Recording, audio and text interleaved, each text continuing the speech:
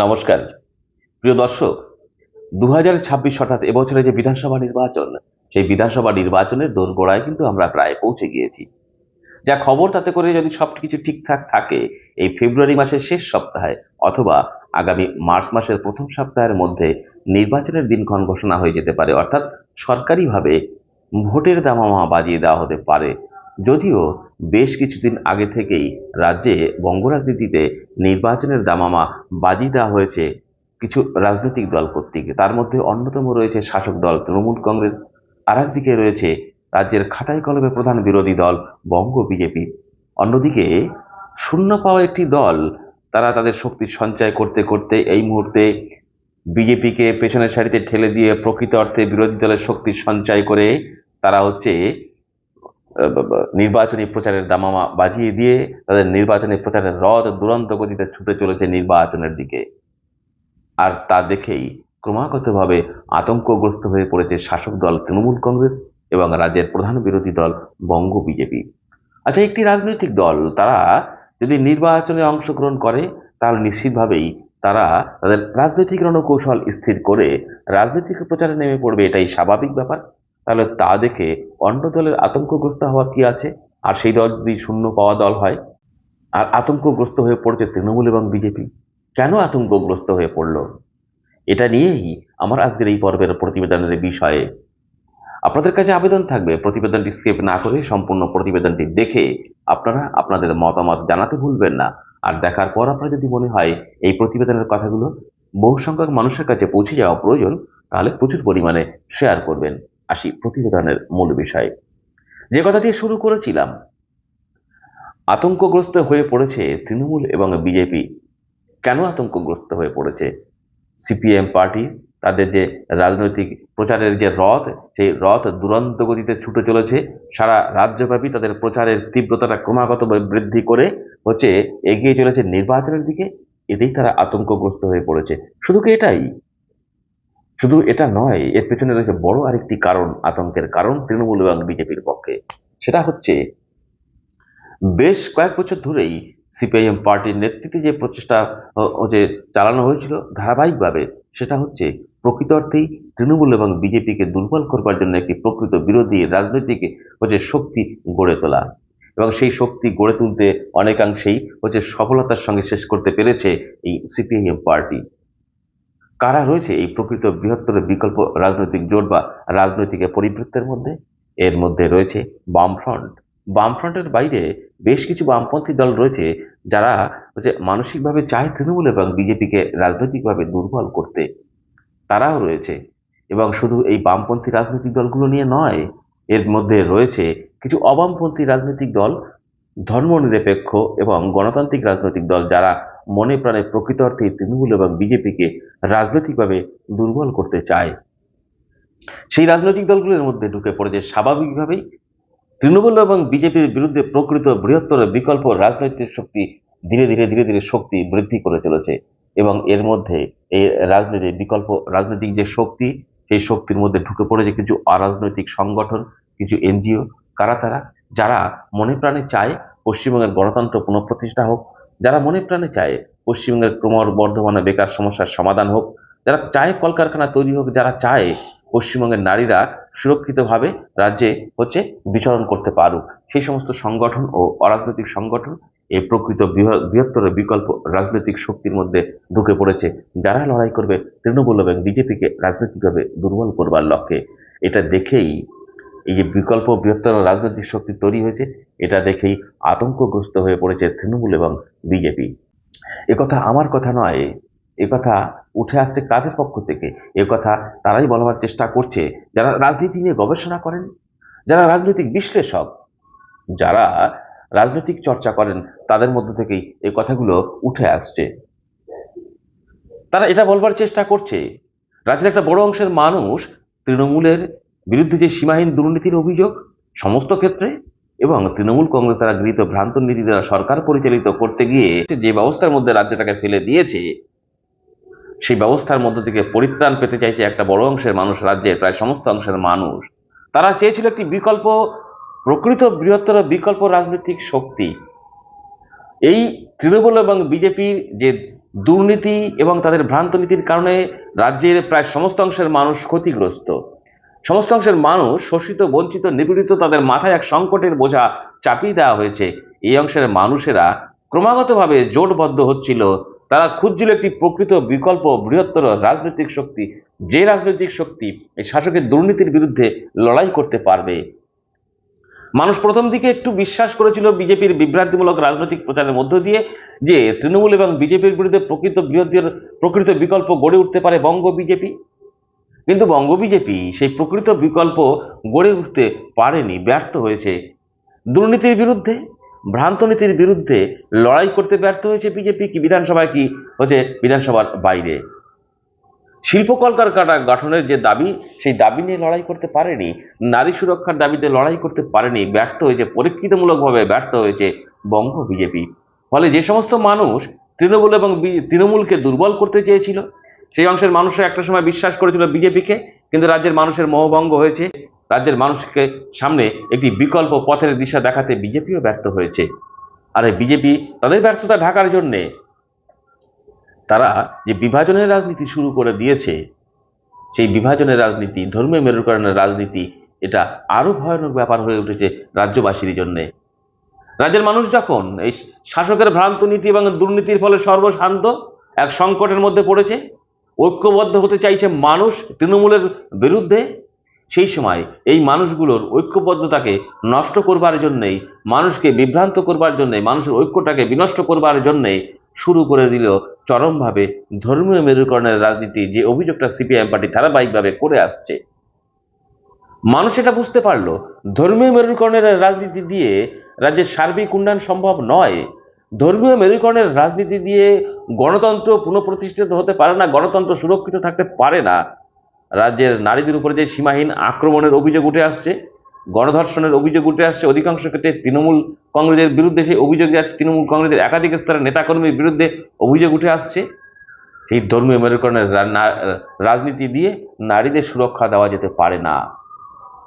ধর্মীয় মেরুকরণের রাজনীতি দিয়ে শিল্প কলকারখানা গঠন, বেকারের হাতে কাজ, অথবা দুর্নীতিমুক্ত শিক্ষা ব্যবস্থা, স্বাস্থ্য ব্যবস্থা গঠনের লক্ষ্যে লড়াই আন্দোলন করা যায় না ধর্মীয় মেরুকরণের রাজনীতি দিয়ে।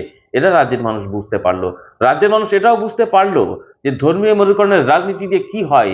ধর্মীয় মেরুকরণের রাজনীতি দিয়ে মানুষের মধ্যে ঐক্য নষ্ট করা যায়, মানুষের মধ্যে যে ভ্রাতৃত্ব বোধ থাকে সেই বোধটাকে নষ্ট করে দেওয়া যায়। ধর্মীয় মেরুকরণের রাজনীতি দিয়ে একটি ধর্মের মানুষের সঙ্গে আরেকটি ধর্মের মানুষের মধ্যে বিভাজন তৈরি করে দিয়ে মানুষের ঐক্যটাকে বিনষ্ট করে দেওয়া যেতে পারে, যার মধ্য দিয়ে হচ্ছে রাজনৈতিক ফায়দা তুলতে চায় বিজেপি। এমনই কিন্তু অভিযোগ রাজনৈতিক মহলের পক্ষ থেকে উঠে আসছে। স্বাভাবিকভাবেই মানুষ দেখলো বিজেপিও সম্পূর্ণরূপে ব্যর্থ। আর এই দুটো রাজনৈতিক দলের বিরুদ্ধে যখন মানুষ একটি প্রকৃত বিকল্প, বৃহত্তর রাজনৈতিক শক্তি চেয়েছিল, সেই শক্তিটার জন্ম দিতে পেরেছে সিপিআইএম পার্টির নেতৃত্বে। কারা রয়েছে এই নেতৃত্বের মধ্যে? এই বিরোধী যে রাজনৈতিক শক্তি তৈরি হয়েছে, গঠন করার মূলে রয়েছে সিপিআইএম পার্টি এবং বামপন্থী দু একটি রাজনৈতিক দল। তার মধ্যে অন্যতম রয়েছে সিপিআইএম পার্টির মোহাম্মদ সেলিম, আভাস রায়চৌধুরী, সুজন চক্রবর্তী, বিমান বসুর মতো প্রবীণ নেতৃত্ব রয়েছে। যুব নেতৃত্বের মধ্যে মীনাক্ষী মুখার্জি, শতরূপ ঘোষ, প্রতীকুর রহমানের মতো, দীপশিতা দাসের মতো অসংখ্য হচ্ছে যুব নেতৃত্বরা রয়েছে। এই নেতৃত্বের মধ্যে রয়েছে বামপন্থীদের আরেকটি বড় রাজনৈতিক দল, সেটা হচ্ছে সিপিআই, যার নেতা সৈকত গিরি। এই বিকল্প রাজনৈতিক দলের মধ্যে বিকল্প রাজনৈতিক শক্তি তৈরি করবার জন্য এদের একটা বড় ভূমিকা তৈরি ছিল। স্বাভাবিকভাবেই এই অংশের মানুষ যারা তৃণমূল এবং বিজেপির বিরুদ্ধে লড়াই করতে চায়, তৃণমূল এবং বিজেপিকে রাজনৈতিকভাবে দুর্বল করতে চায়, তারা চেয়েছিল একটি বিকল্প রাজনৈতিক শক্তি। সেই জোটবদ্ধ মানুষগুলো একবারে ঝাঁক ধরে চলে এসেছে, এই বিকল্প রাজনীতিকে সমর্থন জানাতে শুরু করেছে। স্বাভাবিকভাবে এই প্রকৃত বিকল্প বৃহত্তর রাজনৈতিক শক্তি ধীরে ধীরে ধীরে ধীরে শক্তি সঞ্চয় করে 2026-এর বিধানসভার দিকে এগিয়ে চলেছে। আর এই প্রকৃত বিকল্প বৃহত্তর রাজনৈতিক শক্তি তাদের রাজনৈতিক প্রচারের রথ সারা রাজ্যব্যাপী ছুটে চলেছে। বিশ্লেষকদের মতে যেটা ধারণা, যদি এই শক্তিটা সার্বিকভাবে কাজকর্ম করতে পারে, যদি নির্বাচনের সঠিক পথ অবলম্বন করে সঠিক রাজনৈতিক কৌশলটাকে স্থির করে রাজনৈতিক লড়াই দিতে পারে, তাহলে পরে এই জোটবদ্ধ মানুষগুলো যারা জোটবদ্ধ হয়েছে তৃণমূল এবং বিজেপিকে রাজনৈতিকভাবে দুর্বল করবার জন্য, তারা যদি সঠিকভাবে ভোটাধিকার প্রয়োগ করতে পারে, তাহলে তৃণমূল এবং বিজেপির সামনে বড় বিপদ 2026-এর বিধানসভা নির্বাচনে। এবং বিশেষজ্ঞদের মতে, রাজনৈতিক বিশেষজ্ঞ এবং রাজনৈতিক বিশ্লেষকদের মতে আরেকটা মত উঠে আসছে, সেটা হচ্ছে যদি তৃণমূল কংগ্রেস রাজনৈতিকভাবে বিপর্যয়ের সম্মুখীন হয়, তাহলে বিজেপি আরো ভয়ানক অবস্থায় পড়বে। যদি এই বিকল্প বৃহত্তম রাজনৈতিক শক্তি প্রকৃত বিরোধী রাজনৈতিক শক্তি হয়ে উঠতে পারে পশ্চিমবঙ্গের বুকে, এবং বিরোধী রাজনৈতিক দলের যদি মর্যাদা তারা হাতিয়ে নিতে পারে, তাহলে পশ্চিমবঙ্গ থেকে বিজেপি কিন্তু নিশ্চিহ্ন হয়ে যাওয়ার সম্ভাবনা প্রবল আকারে দেখা দিয়েছে। সেই কারণেই তো তৃণমূল এবং বিজেপি উভয়ে মিলেই এই বৃহত্তম রাজনৈতিক শক্তিটাকে ভেঙে দেওয়ার একটা আপ্রাণ চেষ্টা চালিয়ে যাচ্ছে। তার চেষ্টার ফলস্বরূপ আমরা যদি লক্ষ্য করি, কংগ্রেস এই বৃহত্তম শক্তির মধ্য থেকে বেরিয়ে গেল। এটা রাজনৈতিক মহলে একটা প্রশ্ন উঠে আসছে, তৃণমূল এবং বিজেপি তাদের চক্রান্তের ফলেই কংগ্রেস এই বৃহত্তম বিকল্প তৃণমূল এবং বিজেপি বিরোধী যে রাজনৈতিক শক্তি সেখান থেকে বেরিয়ে গেল। আচ্ছা, এই বিরোধী রাজনৈতিক শক্তি থেকে কংগ্রেস যে বেরিয়ে গেছে, এটি কি খুব একটা লাভবান হবে কংগ্রেস, এবং এই শক্তির কি কোনো ক্ষতি হবে? বিশ্লেষকরা মনে করছেন না, ক্ষতি হবে না। কারণ কংগ্রেস ক্ষতিগ্রস্ত বিজেপি এবং তৃণমূল দ্বারা। একদিকে যেমন রাজ্যের মানুষ ক্ষতিগ্রস্ত, অন্যদিকে তৃণমূল এবং বিজেপির দ্বারা কংগ্রেস ভীষণভাবে ক্ষতিগ্রস্ত। কংগ্রেসকে আজকে ভেঙে দিয়ে প্রায় পশ্চিমবঙ্গের রাজনীতিতে অপ্রাসঙ্গিক করে তুলেছে তৃণমূল কংগ্রেস নেত্রী মমতা ব্যানার্জি। কার সাহায্য নিয়ে? সাহায্য নেওয়া হয়েছে বিজেপির। কারণ বিজেপি প্রকাশ্যে কথা বলে, কংগ্রেস থেকে ভেঙে নতুন দল তৈরি করাতে সাহায্য করেছে বিজেপি, এবং তার মূল কারিগর অটল বিহারী বাজপেয়ী এবং লালকৃষ্ণ আদবানি। এটা বিজেপির নেতৃত্ব প্রকাশ্যেই বলছে। স্বাভাবিকভাবেই কংগ্রেসকে যারা ভালোবাসেন তারা কিন্তু তৃণমূল এবং বিজেপির প্রতি ভীষণভাবে ক্ষোভে ফুঁসছে। আর স্বাভাবিকভাবেই কংগ্রেস যদি এই শক্তি থেকে বেরিয়ে গিয়ে একক ভাবে ভোটে লড়াই করতে চায়, তাহলে তৃণমূল বিরোধী যে ভোট, সেই ভোটে খানিকটা হলেও চিড় ধরার সম্ভাবনা থেকে যায়। সেই কারণেই কংগ্রেস কর্মীদের একটা বড় অংশ, কংগ্রেস সমর্থকদের একটা বড় অংশই চাইছে এই প্রকৃত তৃণমূল বিজেপি বিরোধী রাজনৈতিক শক্তি যেটা তৈরি হয়েছে, রাজনৈতিক পরিবৃত্ত যেটা তৈরি হয়েছে, এটা যাতে দুর্বল না হয়। স্বাভাবিকভাবেই কংগ্রেসকে মানসিকভাবে সমর্থন করলেও কংগ্রেসের ভবিষ্যৎ উজ্জ্বল করতে গেলে আগে তৃণমূল এবং বিজেপিকে দুর্বল করতে হবে। তৃণমূল এবং বিজেপি যদি দুর্বল হয়, তাহলে কংগ্রেসের রাজনৈতিক শক্তি ধীরে ধীরে আবার খানিকটা শক্তি হবে। কারণ কংগ্রেস কর্মী সমর্থক এটা বিশ্বাস করে, বামপন্থীরা আর যাই হোক কোনো রাজনৈতিক দলকে ভাঙিয়ে নিজেদের শক্তি বৃদ্ধি করে না। যদি তাই করতো, 2011 সাল পর্যন্ত বামফ্রন্ট দীর্ঘ 34 বছর ক্ষমতায় ছিল, কোনো কংগ্রেস কর্মীকে ভাঙিয়ে কোনো বামপন্থী দল তাদের দিকে নিয়ে যায়নি। এটা কিন্তু কংগ্রেস কর্মীরা জানে। স্বাভাবিকভাবেই বামপন্থীরা যদি শক্তিশালী হয়, ধীরে ধীরে কংগ্রেস ও পশ্চিমবঙ্গের রাজনীতিতে আবার প্রাসঙ্গিকতা ফিরে পেতে পারে, এটা মনে করছে কংগ্রেস কর্মী সমর্থকদের একটা বড় অংশ। স্বাভাবিকভাবেই কংগ্রেস আলাদা লড়লে তৃণমূল বিজেপি বিরোধী ভোট ভাগ হতে পারে। এই আশঙ্কা থেকেই কংগ্রেসের একটা বড় অংশের কর্মী সমর্থকরা কিন্তু এই জোটের পক্ষেই কথা বলছে।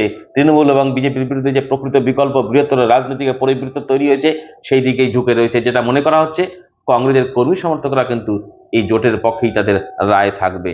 আর যদি সেটা হয়, রাজ্যের ক্ষতিগ্রস্ত সংকটাপন্ন মানুষ জোটবদ্ধ হচ্ছিল, সেই জোটবদ্ধ মানুষেরা তাদের সমর্থন পাচ্ছে এই প্রকৃত বিকল্প বৃহত্তর রাজনৈতিক শক্তি, যা তৃণমূল এবং বিজেপিকে বিপদে ফেলতে পারে, তৃণমূল এবং বিজেপির রথের চাকাকে থমকে দিতে পারে। সেই বিকল্প বিরোধী রাজনৈতিক শক্তি যেটা গঠন করেছে সিপিএম পার্টির নেতৃত্বে, বামপন্থীদের নেতৃত্বে, সেই জোটের পক্ষে কংগ্রেস কর্মীদের যেমন রায় থাকবে, রাজ্যের ক্ষতিগ্রস্ত শোষিত সংকটাপন্ন মানুষের তেমনি রায় থাকছে। স্বাভাবিকভাবে 2026 বিধানসভা নির্বাচনে এক বড় বিপর্যয়ের সম্মুখীন হতে চলেছে তৃণমূল এবং বিজেপি।